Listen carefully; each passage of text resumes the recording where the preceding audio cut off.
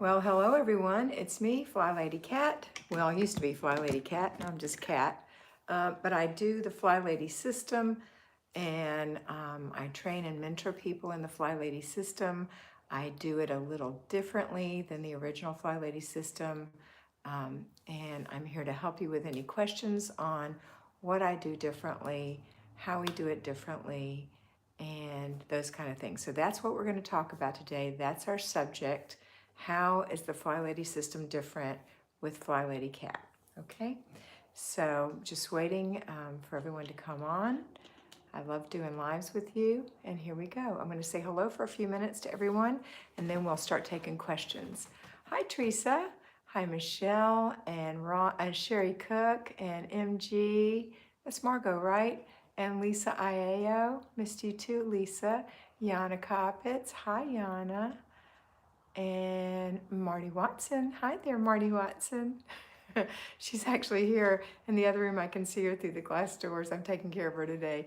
Time Bunny. Hello, Lisa Iao is here. Nancy Rule is here. Hi, Nancy. Yes, so very nice to see you, Margot says. Let me have a sip. Candace is here.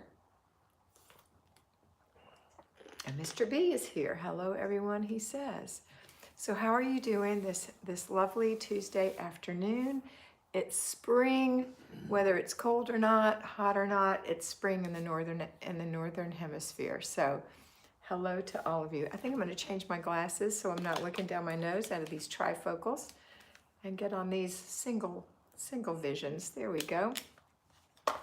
I will have to bring you in a little closer so I can read your comments. Sorry about that. Can you talk about how you do the system with chronic fatigue and illness? Yeah, I can. I'm going to talk about the difference today. I'm going to talk about the difference between the original Flylady system and the way that I train people in the Flylady system.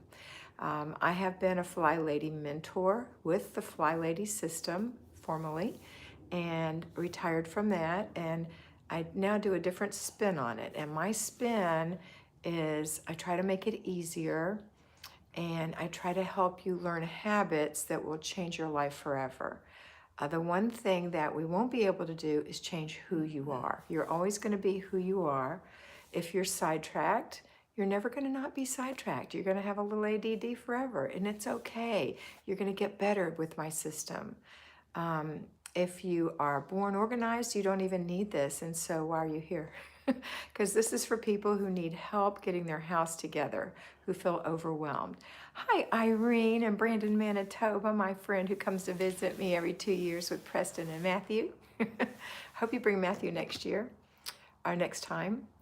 Dickie Talmadge is here. Sherry said, for my free day, I went to a lovely tea room for lunch with 3 girlfriends. Ooh, I'm so jealous. RC is here. Randy. Hi, Randy. And so let me answer Time Bunny's question. Time Bunny, what is your name? There are loads of people, hi Natasha, there are loads of people who have chronic illness. My sister Marty has chronic illness. She has RA. In fact, I'm taking care of her today, rheumatoid arthritis, because she just had major surgery on one of her feet and she can't do any weight on that foot. She has to remain in this chair with her foot elevated. And today her husband brought her here for me to watch while I'm taking care of my mother. My sister Patty has fibromyalgia, just like you, Time Bunny. And so it's not something that's not unusual, that is unusual. There are a lot of people who actually have it, which I think would be a very comforting thing to know. So Sherry says she's a little born organized, but she still loves it here, and that's fine. Oh, Char liked today's video. Good. I just want to say hey to a few people who popped in. Thank you, Lisa.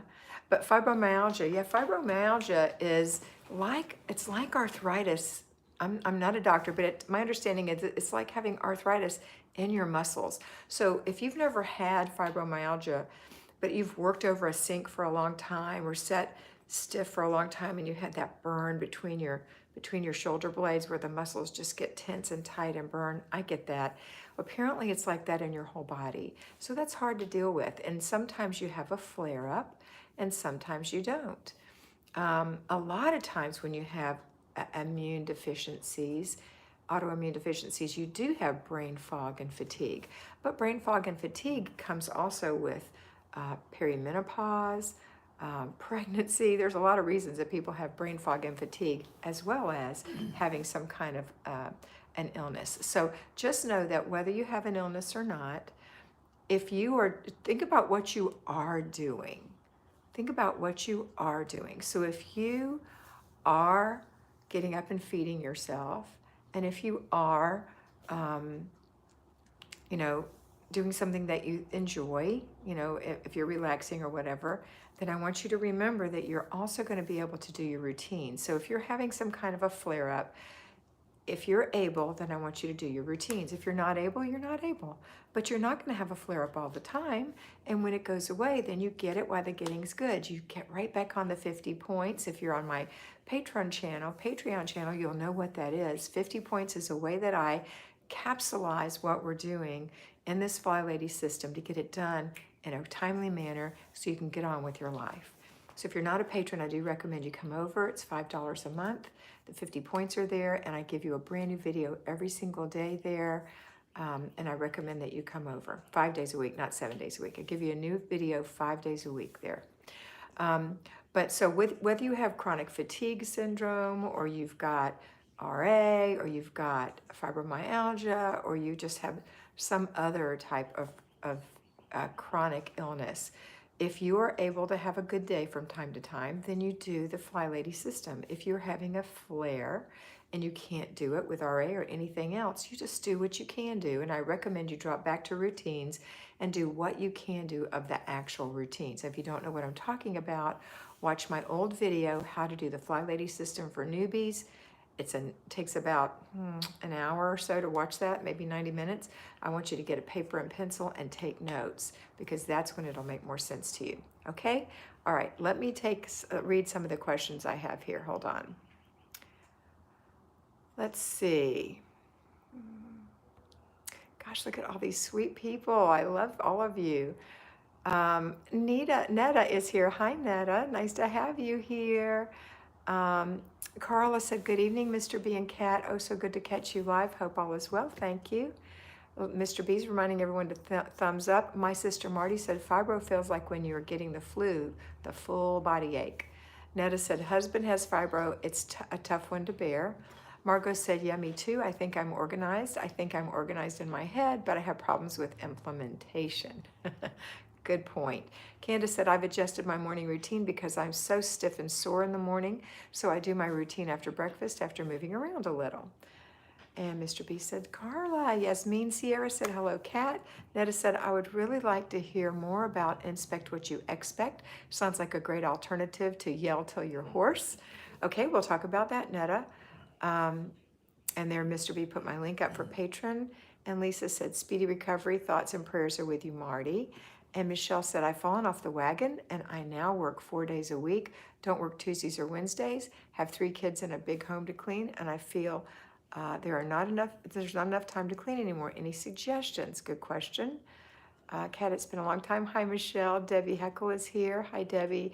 SP, hi, Kat. I'm starting off the Flylady the second time. I'm planning on starting on the night routine since I work outside the home. Good. And Nancy said, good afternoon. And Larry's given a shout out to Debbie. So we have 2 things we're going to talk about. And that is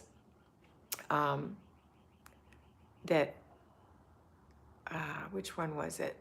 Netta wanted to know about Inspect What You Expect. And Michelle wants suggestions on, she feels like there's not enough time. Okay, so we're going to talk about Inspect What You Expect first.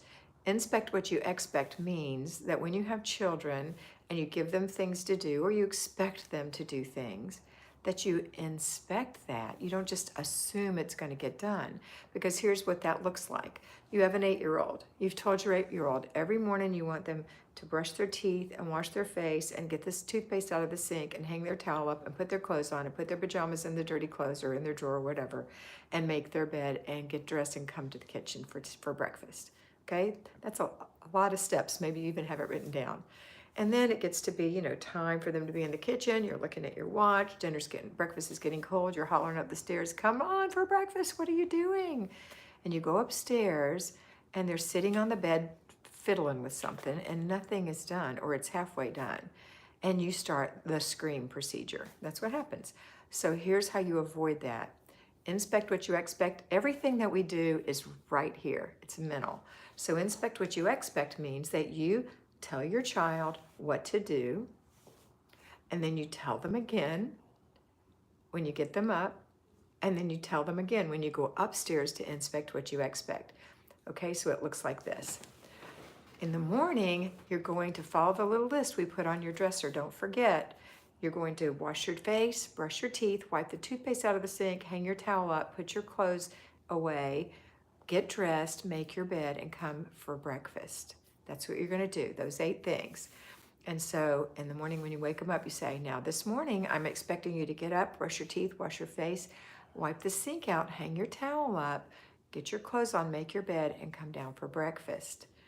And here's your little list, so you just follow it along, okay? And I'm gonna go make breakfast, and when I call you, I want you to come down, but you don't call them.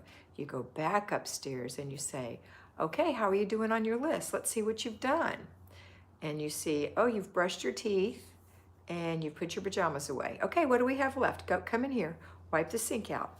See that toothpaste? Wipe that out, good. Hang your towel up, good. Where do your pajamas go?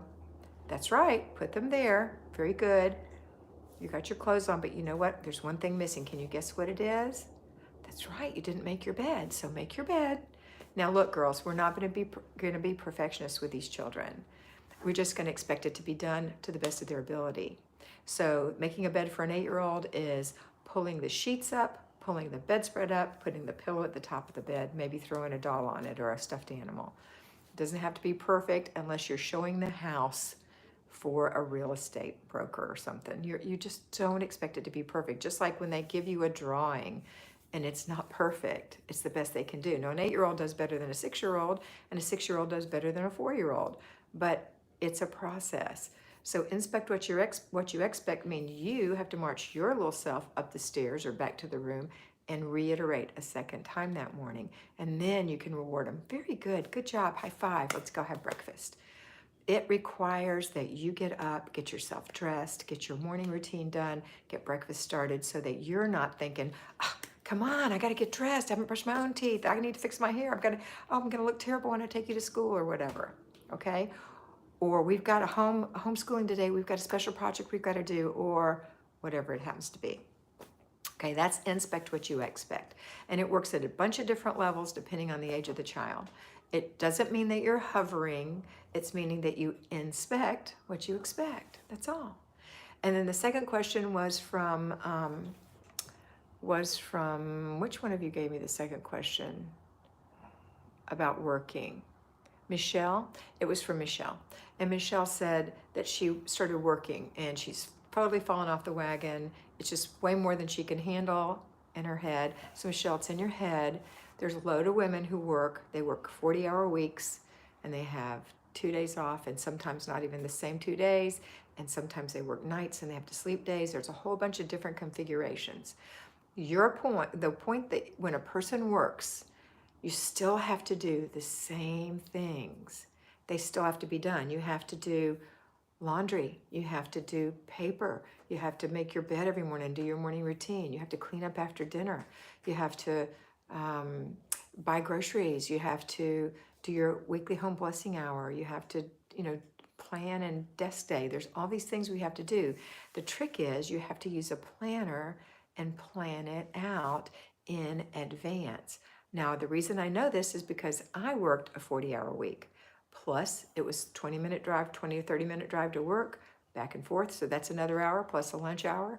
So I was gone 10 hours a day. I raised 2 little children like that with my husband. And on the weekends, I did everything. In the beginning, I was a screamer and a yeller, and I worked 6 hours on Saturday and got it all done and then mowed the yard. That's what I did.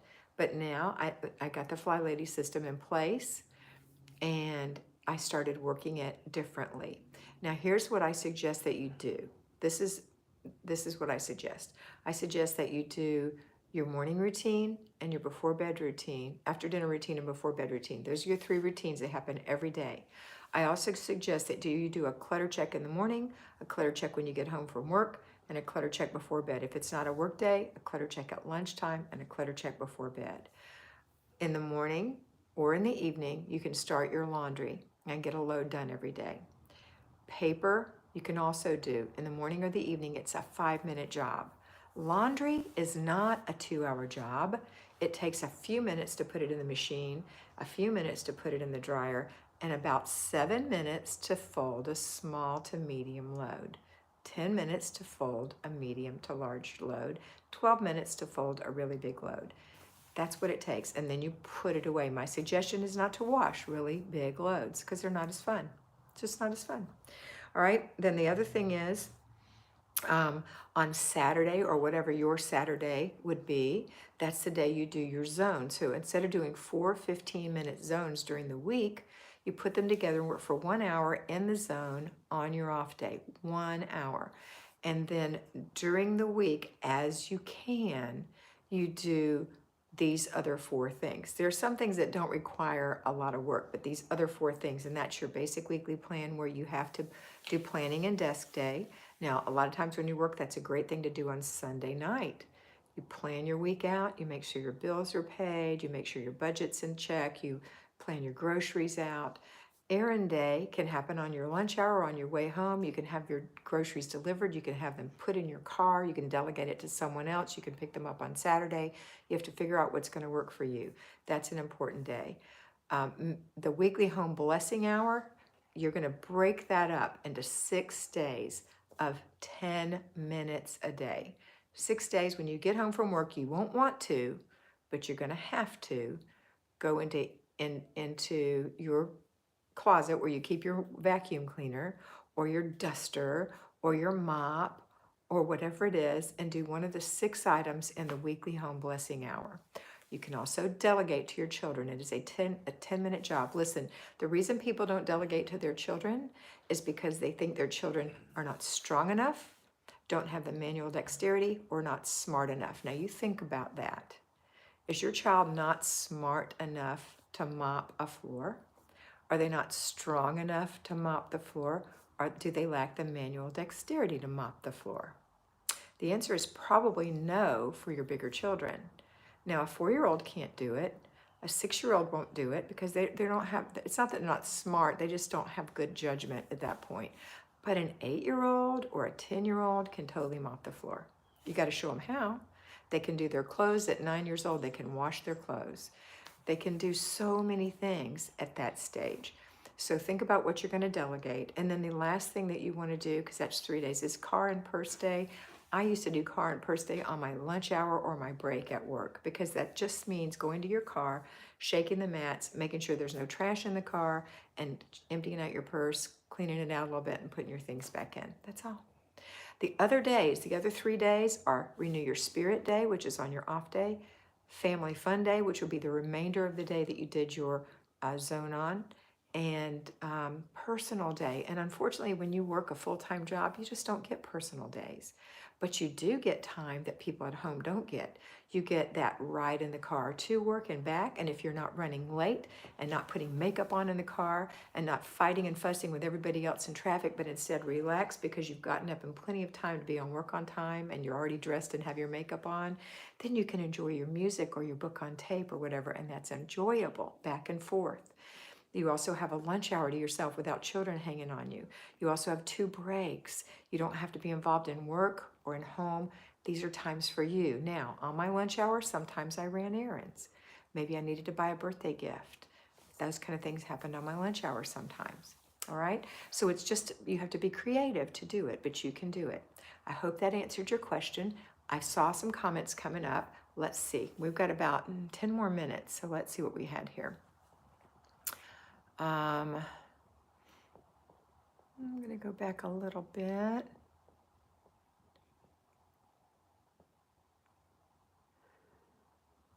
Okay, I've got comments from people saying hello, and I really appreciate that. I'm just looking for questions. Remember to put your questions in caps. I think that Gail has the whole family working on decluttering, and that's good. Let's see. Michelle's trying to keep her weekends for the kids, but that's not working anymore. Then you have to adjust. I hope that you heard what I said. If you didn't, go back and watch the video once it's not live. Tina said, finally got you live. She's in the UK, finally vacuumed her stairs. Crazy workload. Just had dinner and washed dishes, then had groceries delivered and still not finished work another hour. Work another hour. Still not finished work another hour. Are you working at home? Are you doing at-home work? I'm not quite sure I understand. Michelle said she has 0 time for kids now that she's cleaning. Yes, you got it all done, but 0 time for the family. I wash clothes every day. Washing is a problem. How old are your kids, Michelle? You're going to have to start learning to delegate. Ernestine. Hi, Ernestine. So happy to have you. Teresa said, it's Teresa. Hi, Teresa. Netta said, your explanation of clutter checks was a revelation for me. I could never manage to do Flylady's hotspots, but clutter checks are no problem. Yeah, I don't do hotspots. Hotspot fire drills are not something I encourage. Instead, I encourage 3 clutter checks a day. I don't want you to have a hotspot for the rest of your life, some spot that you're continually having a problem with. I want you to become aware of a flat surface that continually gets things put on it. That's your bad habit, because you're not putting things where they belong. So you're going to look at it 3 times a day, if you've just recently cleared it, to see what you're leaving and what you could put away. A lot of times people don't put things away because there's no place to put them, because you have too much clutter. So you have to start somewhere. So start somewhere. Start somewhere.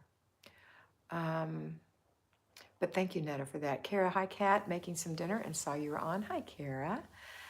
Tina said, I work from home. How do I get another 2 days in a week? You can't get another 2 days in a week. There's only 7 days in a week. You just have to be smart with what you're doing. You can't be a perfectionist. You can't get it all done in 1 day. It has to happen like I explained. And sometimes you just can't get it done as fast as you want. We all want Samantha, the bewitched lady, to come in and go dee-dee-dee-dink, and it's all magically done. But that's never going to happen. If you really want your life to change, you have to remember what I tell my patrons all the time. The dripping of water wears away stone. The dripping of water. You can't go in and work 3 and 4 hours on something and expect to have energy to do anything else. 15 minutes here. The most I want you to do is, if you work 1 hour of zone work on Saturday, or whatever your Saturday is, that's it. Then you just do your regular things that aren't hard. They're what you make it in your head. Okay? I work from home. Okay. Natasha, do you recommend having the kids master 1 step of the routines at a time before you add another? I don't want them to get overwhelmed, especially in the mornings before school. They're 5 and 7 and 9. Natasha, that is a great question, and absolutely, I do not want children to be asked to do chores. It shouldn't be a chore. We're asking them to be part of the household and to do one little thing, and you're going to tell them, I want you to do X, but I don't want you spending more than 5 minutes or 10 minutes, whatever that is. And that's it. That's all you have to do. But you have to do it.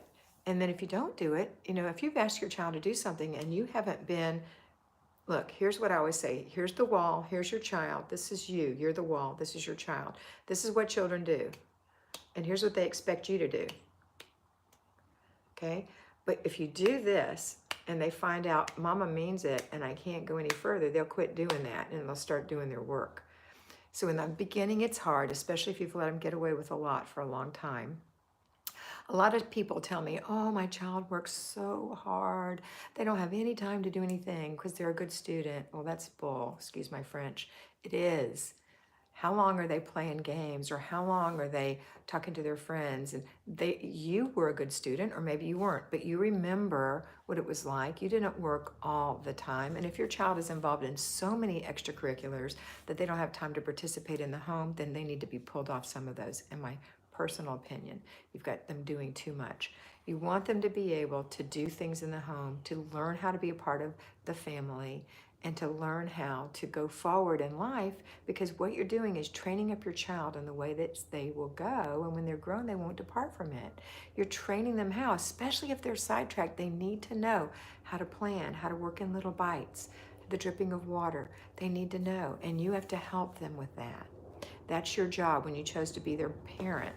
That's your job, okay? All right, let's see. And I know I've got people, I don't know who all were saying it, but they were saying their house was a hot spot, etc. Girls, you have to buck up and do this thing.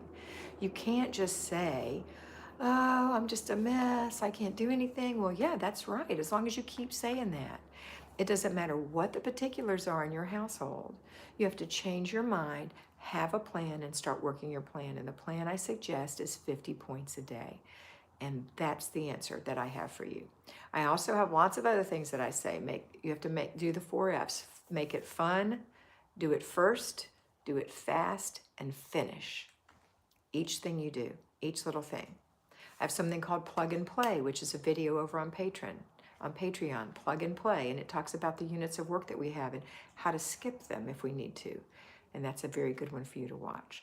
So if you're not already a patron, I do recommend you come over.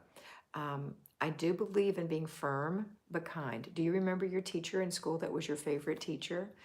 Would they let you just do anything you wanted to do? Would they just give you an A because you said, please, please, please? No. You had to earn your A. You had to do what you were told to do. And you had to put your things away when you were told to. So don't let your kids in the home not do that. You're their teacher more than anyone. You are. Okay, let's see. I have Ashley on here. Hi, Ashley Beauty, my love. Linda Damas is here. Hi, Linda. I do still coach privately. Thank you. If you're on Patreon, you can send me a personal message. I have 1 slot left with a possibility of 2, but right now 1 slot left. Michelle, boy, 16-7, girl, 14. My daughter's fantastic. My boys don't help. Problem is the husband that doesn't encourage the boys to do housework. He's Italian and makes my girls help. You're the mama. He's not the mama. You're the only mama they have. You make them do what you want them to do. That's all I'm going to say about that. The daddy doesn't rule the house. The mama rules the house. That's right. He's the head of the household, but he doesn't rule the house. The mama rules the house. Okay, Libby says, thanks, Kat, I feel encouraged. Yay. Let's see. Is it Randy? RC? Randy, I think. Great hand demo. My 3 and 8-year-old grandsons have been here on the weekends and they don't listen. I'll picture your upright hand when they start. This one? Yeah, I love that. How much does it cost for coaching? It is $100 a month for coaching, and we do for 3 months for the session. Hi, Michelle. She's giving me a thumbs up. She likes the answers. Good. Okay, good. All right, 2.5 minutes left. Any questions left? Any questions or comments before we go? I'm about to make spaghetti for my sister, my mother, my husband, and myself. It's going to be good. Okay, I don't see anything coming across. Has everybody done a thumbs up? I appreciate it if you do. I appreciate it if you do. All right, I think that's it. I'm packing for my trip. Ashley, I'm going to call you when this is over. Hang in there, Michelle. Absolutely. Margot has a question. Okay, what is it? You're welcome, Michelle. Linda's giving us a thumbs up. What's your question? I just made ribeye steak. Yummy. Hurry with your question. Hurry. Time's a wasting. Time's a wasting.